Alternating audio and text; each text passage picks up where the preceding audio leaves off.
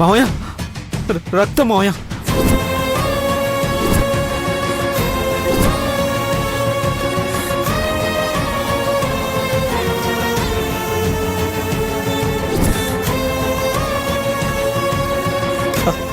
తరుణ్, తరుణ్ రక్తం.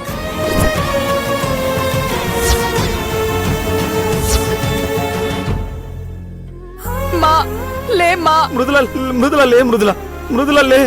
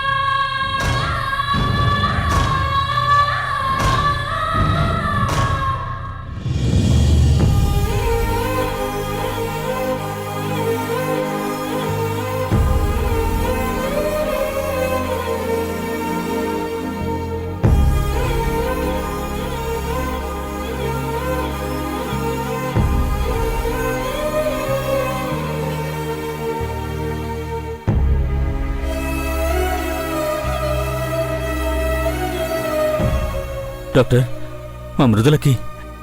డాక్టర్, మీరు కూడా ఇంత టెన్షన్ పడుతున్నారేంటి? ఏం కాదు, లోపలికి రండి. నా వల్ల కావట్లేదు డాక్టర్. తనని అలా చూసి తట్టుకోలేకపోతున్నాను. మొదటిసారి ఆపరేషన్ థియేటర్లకు రావాలంటే భయమేస్తోంది. మా మృదులకి ఏం కాకూడదు, క్షేమంగా బయటికి రావాలి. డోంట్ వరీ డాక్టర్, మేమున్నాం కదా. ఏం కాదు, మీరు ధైర్యంగా ఉండండి.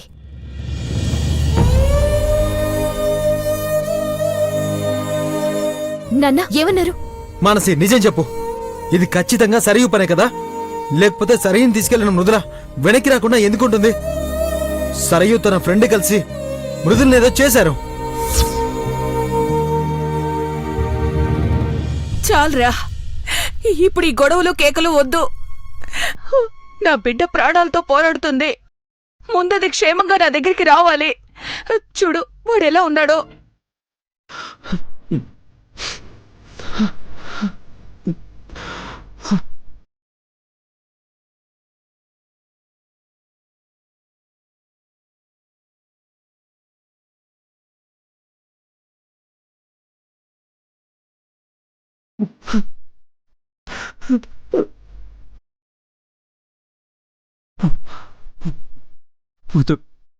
మృదులకేం కాదురా, ఏం కాదు.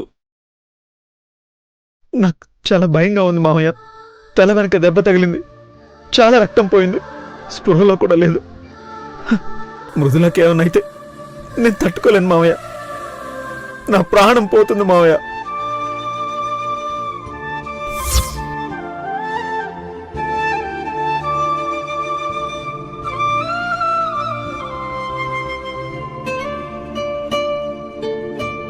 ఏం కాదు మధు, ఏం కాదు. ట్రీట్మెంట్ జరుగుతుంది కదా. ఇలాంటి కేసులు ఎన్నో చూశాను. అసలు నేనే వెళ్ళి ట్రీట్మెంట్ చేసేవాణ్ణి. కానీ చూడు, చేతులు ఎలా వణుకుతున్నాయో. తనని అలా చూసి తట్టుకునే శక్తి నాకు లేదు. ఏడుస్తూ ఎక్కడ ట్రీట్మెంట్ సరిగ్గా చేయలేనేమో అని వెళ్ళలేదు.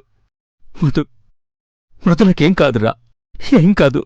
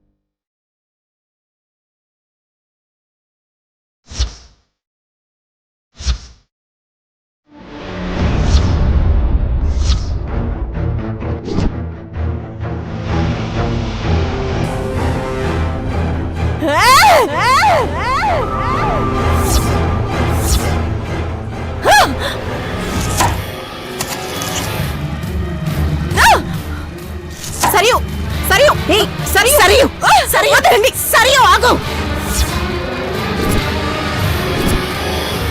అయిపోయింది పెద్దమ్మా, సర్వనాశనం అయిపోయింది. ఆ దొంగ మోహంది అనుకున్నది సాధించింది.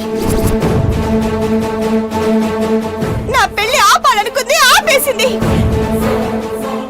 ఇక బావ నా మోహన్ చూడడు. నా జీవితం మొత్తం నాశనం అయిపోయింది, నాశనం చేసేసింది పెద్దమ్మా. సరియు సరియు సరియు సరియు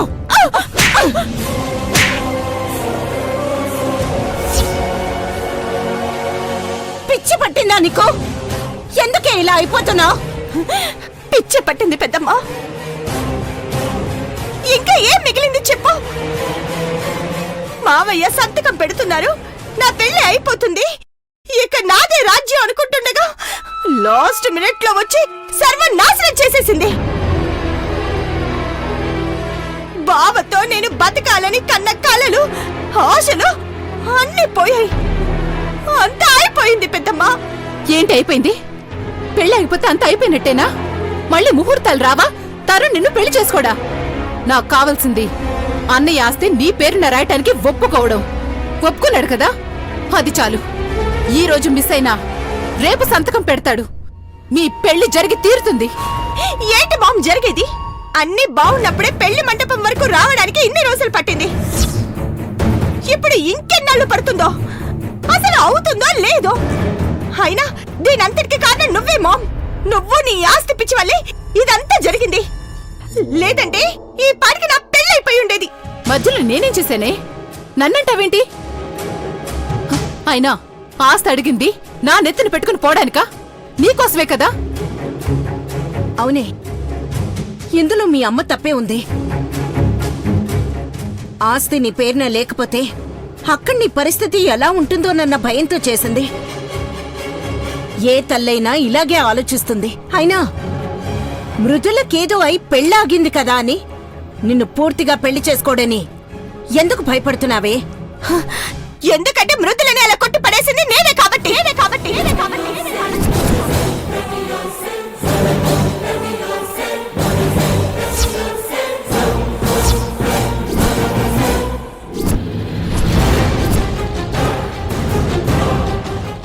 ఏంటి నువ్వనేది? అవును మామ్, అంతే ఈ ఆస్తి వల్లే. ఇప్పుడు ఆస్తి రాయమని అడగొద్దని బతిమలాడింది, నేను వినిపించుకోలేదు. మాట పెరిగి గొడవ జరిగి లాగి పెట్టి కొడితే తలకి దెబ్బ తగిలి పడిపోయింది. పోయిందనుకుని ఒక మూల పడేశాం మామ్, కానీ అది మళ్ళీ బతికొచ్చేసింది. సరిగ్గా టైంకొచ్చి మా పెళ్లి ఆపేసింది.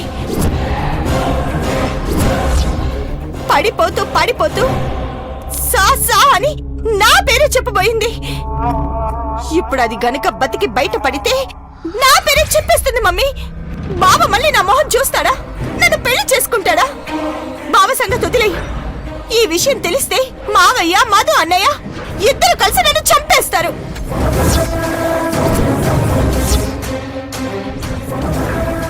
ఏం చేద్దామక్క ఇప్పుడు? చెయ్యడానికి ఏం లేదు మామ్. అది పెట్టి మీద కళ్ళు తెరిచిందంటే నా చాప్టర్ క్లోజ్. నా పేరు చెప్పేస్తుంది. చెప్తే ఏమైపోతుంది?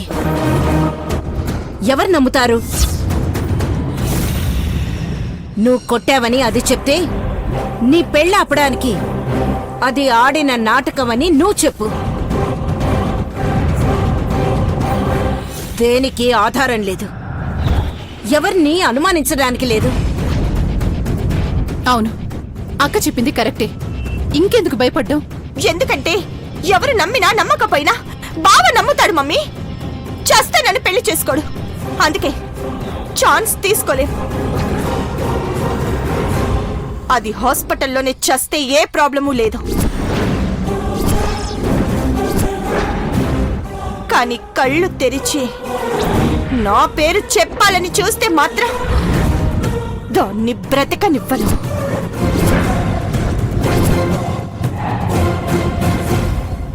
సరియు ఇలా జరిగిందేంటక్క? ఏదో ఆలోచించి చేస్తే మొదటికే మోసం వచ్చింది. ఇప్పుడేం చేద్దామక్క? ఏమీ చేయొద్దు. హాస్పిటల్లో మానసుంది కదా, ఏం చేయాలో వాళ్ళిద్దరూ చూసుకుంటారు. మనం ఇక్కడే ఉంటే ఏదో దానికోసమే ఉన్నట్టుంటుంది. ముందు హైదరాబాద్ వెళ్ళాలి.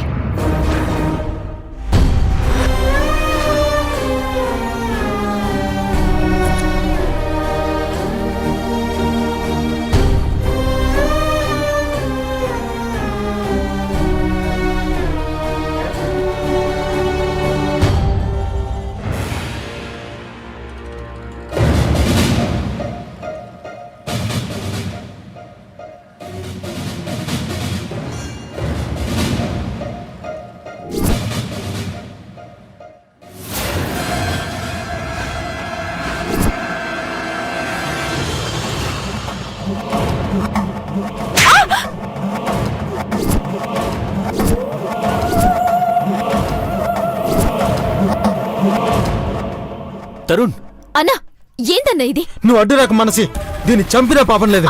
ఏయ్ తరుణ్ ఆగరా. ఏంట్రా ఈ గొడవ? అన్నిటికీ కారణం ఇదే నాన్న. ఇదే మృదులను చంపాలని చూసింది. మళ్ళీ ఇక్కడికి ఎందుకు వచ్చావే? ఏం చేద్దామని వచ్చావు? కొన ప్రాణాలతో ఏమన్నా ఉంటే తీసేద్దామని వచ్చావా? ఇంకా ఇక్కడ ఉంటే చంపేస్తాను. అన్నా, ఆగన్నా. తరుణ్ తరుణ్, ఇక్కడ ఉంటే చంపేస్తాను. ఇది హాస్పిటల్ అనుకున్నావా, ఇల్లు అనుకున్నావా? వదిలేండి మామయ్య. కొట్టనివ్వండి లేదా చంపేనివ్వండి. ఇప్పుడు నేను చచ్చినా ఒకటే, బ్రతికినా ఒకటే. పెద్ద తేడా ఏం లేదు. ఎంతసేపు నన్ను అనుమానించడం, నన్ను ఏదో అనడం తప్ప వేరే ఆలోచనే ఉండదు కదా నీకు? దానికేదో అయ్యి ప్రాణాల మీదకొస్తే దానికి కారణం నేనేనా? అదే అక్కడ చావు బ్రతుకుల మధ్య ఉంటే దానికన్నా దారుణంగా ఉంది బావా నా బ్రతుకు. అందరూ మృతుల గురించి ఆలోచిస్తున్నారు సరే, నేనేం తప్పు పట్టడం లేదు. నాకోసం ఒక్కరైనా ఆలోచించారా? అరే, ఆడపిల్ల పీటల మీద పెళ్లి ఆగిపోయింది, తట్టుకోలేక చేస్తుందో బ్రతుకుతుందోనని ఒక్కరైనా ఆలోచించారా?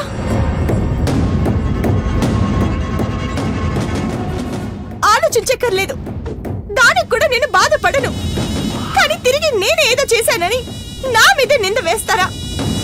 కొంచెం కూడా మనసుందా బావా నీకు?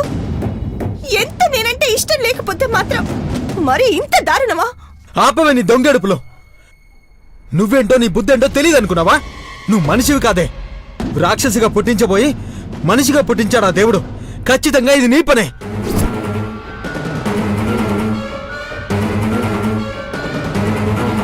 ఆ రోజు నువ్వు ఫోన్లో మృదుల గురించి చెడుగా మాట్లాడినప్పుడే నిన్ను బయటికి గెంటేస్తుంటే ఈ రోజు మృదులకి పరిస్థితి వచ్చి ఉండేదే కాదు. తరుణ్, ఏంట్రా ఇది? అమ్మా, దీని గురించి నీకు పూర్తిగా తెలీదు. దీన్ని కనికరించామో అందరినీ కాటికి పంపించేస్తుంది. అందరం పెళ్లి మండపం మీద ఉన్నాం కదా, మృదుల దీంతోనే వెళ్ళింది కదా, మళ్ళీ తిరిగి రాలేదంటే ఇది కాక ఇంకెవరు చేస్తారు? తల వెనుక ఆ ప్లేస్ లో దెబ్బ తగిలిందంటే ఖచ్చితంగా ఇదే కొట్టుంటుంది. అవును బావా, నేనే కొట్టా. ఇంకా నీ ఇష్టం. ఏది అనుకోవాలనిపిస్తే అది అనుకో. చెప్పాను కదా, నన్ను ఇక్కడే చంపేయ్. అమ్మా, మృదుల హాస్పిటల్లో బెడ్ మీద ఉంది కాబట్టి తను అమాయకురాలు. నేను బయటిలా ఉన్నాను కాబట్టి నేను హంతకురాల్ని, దోషిని. అంతే కదా? బాగుంది బావా. ఏ, నేను మృదులని ఏదో చేశానని ఎందుకు అనుకోవాలి? ఈ పెళ్లి జరగకుండా ఆపడానికి మృదులే కావాలని ఇలా చేసిందని ఎందుకు అనుకోకూడదు? సరయో సరయో సరయో, ఇంకొక్క మాట మృదుల గురించి తప్పుగా మాట్లాడినా ఇటు నుంచిటే మార్చురీకి పంపిస్తాను. తరుణ్, లేకపోతే ఏంటన్నా? అసలేం మాట్లాడుతుందో విన్నారా? మృదుల మా పెళ్లి ఆపాలని కోరుకుంటుందా? పైగా మృదుల ఏ పరిస్థితిలో ఉందో తెలిసి కూడా ఎలా నిందలు వేస్తుందో చూడండి. నువ్వెన్ని వెదవ పనులు చేసినా మనిషిలా మారతావన్న ఆశ ఏదో మూలు ఉండేదే. కానీ ఈ క్షణంతో ఆశ కూడా చచ్చిపోయింది. అసలు నీకింత దారుణం చేయడానికి నీకు మనసులా వచ్చిందే? నీకేం అన్యాయం చేసింది మృదుల? భావని చూడు ఎలా ఏడుస్తున్నాడో. ఎందుకే ఇంతో మందిని ఏడిపిస్తున్నావు? అసలేం కావాలి నీకు? చెప్పవే, ఎందుకు ఈ పని చేసావు? తరుణ్ తరుణ్, వద్దురా. రే తరుణ్, అన్నా, చెప్పు. తరుణ్ వదలరా. ఏం కావాలి నీకు? చెప్పవే. ఆగరా. అన్న వదులు.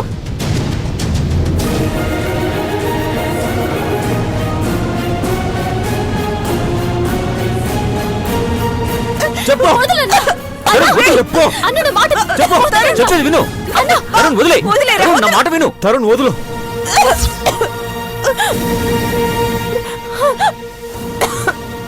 ఇప్పుడు ఎవరి మీద ఏం కేకలేసి ప్రయోజనం తరుణ్?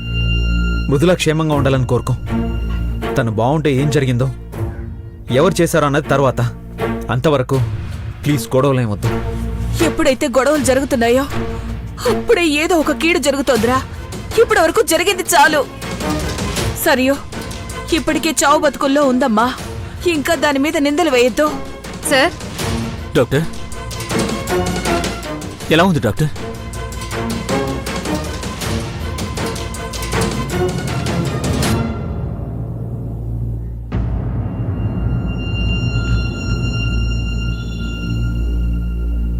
అయితే ఇప్పుడు అర్జెంటుగా ఓ నెగటివ్ గ్రూప్ బ్లడ్ కావాలి.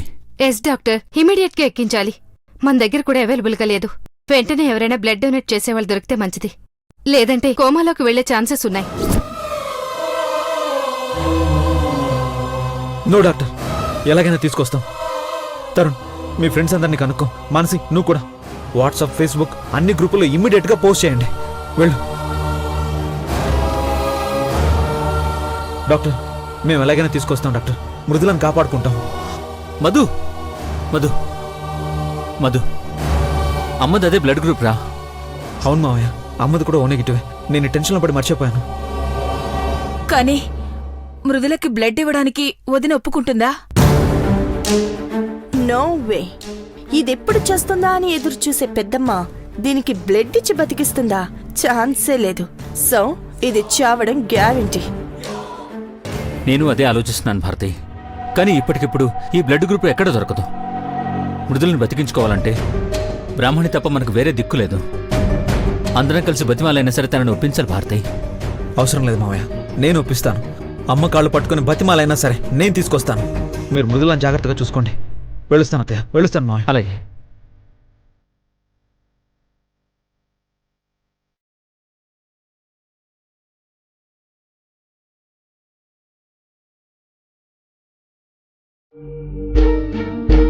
వదిలే. ఇక్కడికి లాక్కొచ్చావేంటి మానసి? ఏమైంది? నేను అదే అడుగుదామని లాక్కొచ్చినా.